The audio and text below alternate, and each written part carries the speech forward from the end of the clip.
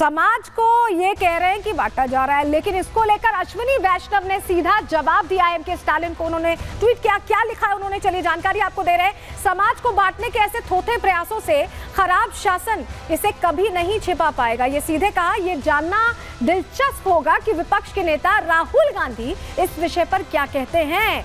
क्या हिंदी भाषी सीट के सांसद के तौर पर इस बात से वो सहमत हैं? क्योंकि ये तो समर्थक है, इंडी विरोधी, एक तरह से सब साथ ही आते हैं। तो ऐसे में ये सवाल पूछ लिया है अश्विनी वैष्णव ने कि क्या राहुल गांधी की बोलती अब निकलेगी, क्या वो कहेंगे कुछ, क्योंकि इस मुद्दे पर तो उन्होंने अभी तक चुप्पी साधे हुई है। लेकिन अब आपको बताते हैं ये 3 लैंग्वेज फॉर्मूला है क्या, जिसको लेकर एमके स्टालिन इतने परेशान है कि उन्हें ये बिल्कुल हिंदी भाषा पसंद नहीं आ रही। पहले तो हिंदी सनातनी लोग नहीं पसंद आते थे, अब हिंदी भाषा भी नहीं पसंद आ रही। चलिए आपको बताते हैं 3 लैंग्वेज पॉलिसी है क्या, जानकारी आपके सामने रख रहे हैं।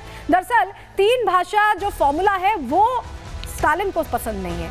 एनईपी यानी कि जो एनईपी है उसने 2020 के तहत प्रस्तावित 3 भाषा नीति एक शैक्षणिक ढांचा है, एक शैक्षणिक ढांचा जिससे कि जो बच्चे हैं वो बेहतर तरीके से हर भाषा का ज्ञान रखें और उनके पास मतलब मल्टी लैंग्वेज स्किल हो। आसान शब्दों में कहें तो बच्चों को 3 भाषाओं का ज्ञान होना चाहिए, ऐसा सरकार ने सोचा और शिक्षा नीति के तहत इसे लागू किया। पहली भाषा कौन सी है? छात्र की मातृभाषा, राज्य की भाषा होगी, जो आपकी मातृभाषा है पहली भाषा वो हो जाएगी। जहां संभव हो प्राइमरी एजुकेशन इसी में होगी, पहली भाषा में। तमिलनाडु का सख्त विरोध इसी बिंदु पर है, उन्हें नहीं पसंद आ रहा। दूसरी भाषा आमतौर पर हिंदी या राज्य की दूसरी भाषा जो हो, आमतौर पर हिंदी पर इस पे फोकस है, जिससे राष्ट्रीय एकता मजबूत हो। कहीं भी जाएंगे बच्चे, चाहे वो तमिलनाडु के हों, साउथ के किसी भी राज्य के हों, वो कहीं भी जाएं उन्हें बातचीत करने में, कम्युनिकेट करने में या एक साथ एक रूप महसूस करने में दिक्कत ना हो, ये इस वजह से लाया गया। तीसरी भाषा अंग्रेजी या कोई और विदेशी भाषा, जिससे कि बच्चे मल्टी फेसेट टेक्नोलॉजी से एक तरह से लिंक्ड हो और कहीं भी विदेश भी जाते हैं तो उनको आसानी हो, बच्चे ग्लोबल प्लेटफॉर्म पर अपनी मौजूदगी दर्ज करा सके। इसीलिए ये 3 लैंग्वेज सिस्टम लागू करने की बात थी, लेकिन इसी से एमके स्टालिन को दिक्कत हो गई। लेकिन 3 लैंग्वेज सिस्टम जरूरी क्यों? अब जरा ये भी समझिए, अगर सरकार ये लाई है नीति, नई शिक्षा नीति के तहत, तो इसका कोई मकसद होगा। 3 लैंग्वेज फॉर्मूला क्यों जरूरी है, जरा अब ये समझा देते हैं, जानकारी आपके सामने रख रहे हैं। देखिए, तमिलनाडु की 11.65% जनसंख्या गैर तमिल भाषी मातृभाषा की है, तमिलनाडु की ही बात कर रहे हैं। और अगर चेन्नई की बात करें तो 22% लोगों की मातृभाषा गैर तमिल है। तो इसका मतलब उन्हें और भाषाओं में बात करने के लिए बेहतरी तभी होगी जब सब बातचीत एक देश की बात है, ये कोई और विदेश की बात तो है नहीं, देश का ही हिस्सा है तमिलनाडु। कोयम्बटूर की अगर 31% आबादी की बात करें तो वो भी गैर तमिल भाषी है। तो ये भारत है, भारत के लोग कहीं भी रह सकते हैं, कहीं भी आ जा सकते हैं, उनको प्रदेशों में आप नहीं मान सकते हैं, ये स्टालिन साहब को समझना होगा।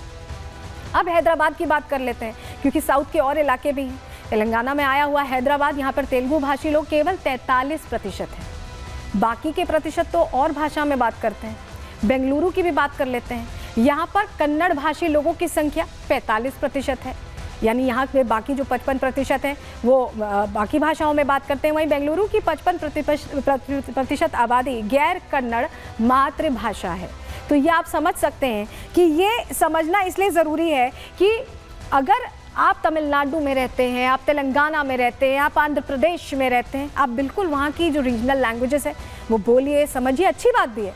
लेकिन हिंदी को भी अगर आप उसमें जोड़ लेते हैं तो आप एक वाइडर पर्सपेक्टिव में कहीं भी तेलंगाना का कोई शख्स हो, आंध्र प्रदेश का कोई शख्स हो, तमिलनाडु का, वो कहीं भी जाता है, उसे कोई दिक्कत नहीं होगी। इसको लेकर जिस तरह से विरोध स्टालिन ने किया है उस पर कहीं ना कहीं जो सन्यासी समाज के लोग वो तो सवाल कर ही रहे। विनोद बंसल भी पूछ रहे कि आखिर हिंदी से दिक्कत क्या है, सुनिए जरा। स्टालिन द्वारा जिस प्रकार से राष्ट्र की भाषा हिंदी, जो राष्ट्रीय भाषा है, उसके खिलाफ बार बार दुष्प्रचार किया जा रहा है और हिंदी के खिलाफ अभियान चलाए जा रहे, अत्यंत निंदनीय है। ये देशद्रोह के संज्ञा में आता है। इनका अखिल भारत हिंदू महासभा, संत महासभा कठोर शब्दों में निंदा करती है और इनसे मांग करती कि तत्काल देश से माफ़ी मांगे हिंदी के अपमान करने की वजह से, अन्यथा आपके खिलाफ पूरे देश में आंदोलन करेंगे। एमके स्टालिन सरकार जिस तरह से हिंदी का विरोध करते करते भारत को बांटने की जिस तरह से षड्यंत्र और सोच रखती है वो बेहद निंदनीय है। ये कहना कि हिंदी ने कुछ भाषाओं को निगल लिया, ये अशोभनीय और अपरिपक्व स्टेटमेंट है। कम से कम एक राज्य के मुख्यमंत्री को तो शोभा नहीं देता कि भाषा के आधार पर अपने नागरिकों को उत्तर दक्षिण में, पूर्व पश्चिम में बांटा जाए। अच्छा, ऐसा है कि हिंदी से जितनी उनको दिक्कत है उससे ज्यादा दिक्कत स्टालिन साहब को अंग्रेजी से होनी चाहिए, क्योंकि तमिलनाडु के जो लोग हैं वो अंग्रेजी ज्यादा ऑप्ट कर रहे हैं, तो वो तमिल से दूर हो रहे हैं, हिंदी के करीब नहीं अंग्रेजी के करीब पहुंच रहे हैं। ऐसा हम क्यों कह रहे हैं, चलिए जानकारी आपको दे रहे हैं, बताते हैं। दरअसल आपको साल 2010 का पहले ये आंकड़ा आप देखिए, 6.15 लाख स्टूडेंट्स जिन्होंने 12वीं की परीक्षा दी, इनमें 4.2 लाख छात्र तमिल माध्यम से थे, 1.9 लाख छात्र करीब अंग्रेजी माध्यम से थे, और ऐसे में 68% छात्रों ने एग्जाम दिया। तो इस हिसाब से आप समझिए कि उस समय तमिल में 68% छात्रों ने तमिल में एग्जाम दिया, तमिलनाडु में। 2020 10 साल बाद क्या होता है, कैसे तस्वीर बदलती है देखिए। 7.2 लाख स्टूडेंट्स ने 12वीं की परीक्षा दी, इनमें से 3.7 लाख छात्र तमिल माध्यम से थे और 3.5 लाख की शिक्षा का माध्यम अंग्रेजी था। तमिल में 51% छात्रों ने एग्जाम दिया, 65 से 51 पर आ गए। 10 साल बाद क्या होता है, 17% छात्र अंग्रेजी में शिफ्ट हो गए 2010 से 2020 में। 2024 का आंकड़ा जो सामने आया है वो और हैरान करता है, क्योंकि यहाँ पर 45% छात्रों ने तमिल में एग्जाम दिया और 14 सालों में 23% छात्र अंग्रेजी में शिफ्ट हो गए, तमिल से अंग्रेजी में। यानी तमिल को हिंदी नहीं अंग्रेजी से खतरा है। तो अगर ऐसा है तो अंग्रेजी की पढ़ाई भी बंद करवा दें, अगर इसी सिद्धांत से उन्हें चलना है तो अपने आप में ये समझने की बात है। और ऐसा नहीं है कि स्टालिन साहब अभी हिंदी से परेशान हो रहे हैं, इससे पहले सनातन विरोधी बयानों के लिए झंडा बरदार रहे एमके स्टालिन, उनके बेटे उदयनिधि स्टालिन, इनको एलर्जी रही है हिंदुओं से भी, और अब ऐसा लग रहा है कि हिंदी से भी एलर्जी हो गई है। रिपोर्ट देखिए।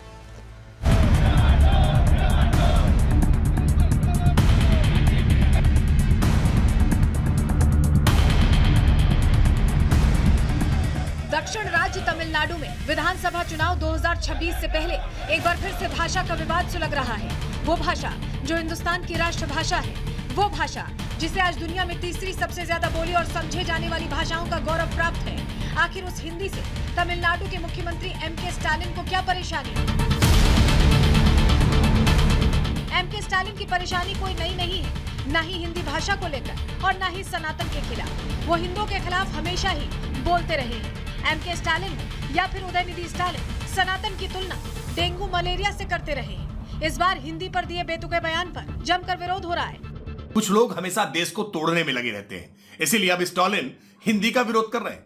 हिंदी भारत की आत्मा है, देश को एकात्मता के साथ जोड़ती है, देश में सबसे बड़ी भाषा में सबसे ज्यादा स्थान पर बोले जाने वाली भाषा है। लेकिन अब स्टालिन जानबूझ करके हिंदी का विरोध करके खाई गहरी करने की कोशिश कर रहे हैं, लेकिन कोई खाई बनने वाली नहीं है।